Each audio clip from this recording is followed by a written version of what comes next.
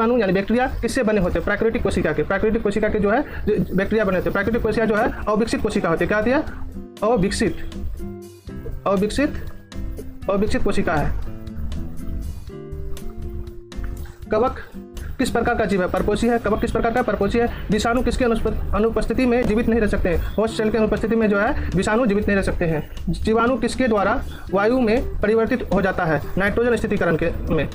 कवक किसके पोषण प्राप्त करते हैं? मृत कार्बनिक पदार्थ से। सूक्ष्म जीवाणु में प्रकाश संश्लेषण की क्रिया होती है या नहीं? नहीं होती है। सूक्ष्म जीवाणु में जो है प्रकाश संश्लेषण क्रिया नहीं होती है। मूंगफली किस वर्ग का पौधा है? द्विबीजपत्री। किसका है? द्विबीजपत्री का पौधा है क्या? मूंगफली। अगला क्वेश्चन, सूक्ष्म जीवाणु का महत्व किसमें होता है? रोग उत्पन्न करने में। सूक्ष्म जीवाणु का महत्व किसमें होता है? रोग उत्पन्न करने में। मानव एवं नाइट्रोजन चक्र के मध्य कौन सा जीव सबसे महत्वपूर्ण है? जीवाणु। पादप रोग विज्ञान का अध्ययन किसे कहते हैं? पादप रोग विज्ञान का अध्ययन जो है पादप रोग विज्ञान ही कहते हैं। गाजर किसका उदाहरण है? गाजर जो है जड़ का उदाहरण। किसका उदाहरण है? जड़ का उदाहरण है।